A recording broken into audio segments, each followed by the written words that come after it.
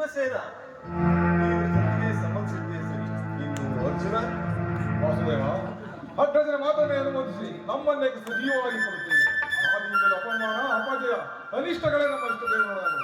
ಅವುಗಳನ್ನು ಆದಷ್ಟು ಬೇಗ ತೊಲಗಿಸಿ ಮುಂಬರೋಣವೆಂದರೆ ಅಗ್ರಜನ ನಮ್ಮ ಮೋಗಾಲದ ಪೆಟ್ಟು ನಮ್ಮನ್ನು ಮುಂಬರುವ ಬಿಟ್ಟಿಲ್ಲ. ಛೇ, ನಮ್ಮ 7 ಜನ್ಮಕ್ಕೆ ಧಿಕ್ಕಾರವಿರಲಿಲ್ಲ. ಓಹೋ ಅರ್ಜುನ, ನೀನು ಸಹ ಸತಿಗೆ ಸಂಬಂಧಿಸಿದ್ದೇ ಸರಿ.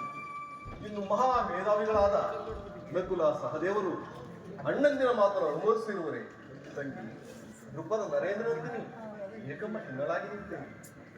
ನಿನ್ನ ಪತಿಗಳ ಇವರ ಅಭಿಪ್ರಾಯ ನಿನಗೂ ಧರ್ಮ ಸಮ್ಮತವೇನಮ್ಮ? ಅದು ಹೇಗೆ ತಾನೇ ಸಮ್ಮತವಾಗಿದ್ದ ಪತ್ನಿಗಳ ಅಪಮಾನವನ್ನು ಈ ರೀತಿ ಸಂಧಿ ಎಂದು ಯಾಚಿಸುತ್ತಿರುವ ನನ್ನ ಪತಿಗಳ ಮಾತು ಅದು ಹೇಗೆ ತಾನೇ ನನಗೆ ಸಮ್ಮತವಾದೀತಣ್ಣ?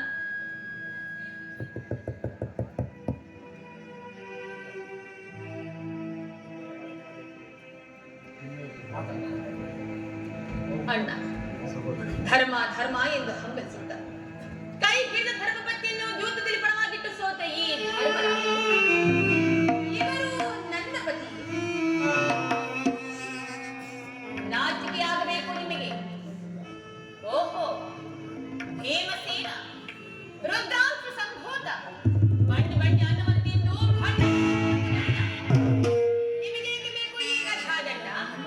ಅದನ್ನು ಮೂಲೆಗೆಸೆದು ಕೈಯಲ್ಲಿ ಸೌಟರ್ ಹಿಡಿದು ಪಾಕಶಾಲೆಗೆ ಹೋಗಿ ನೀವು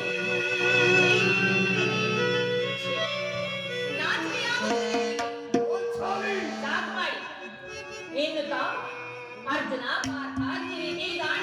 ದಶನಾಮಾಂಕಿತ ಪರಶುರನಿಗೆ ಸರಿಸಮನಾಗಿ ಹೋರಾಡಿ ಪಾಶುಪತಾಸ್ತ್ರದಿಂದ ಗೆದ್ದ ಪರಮವೀರ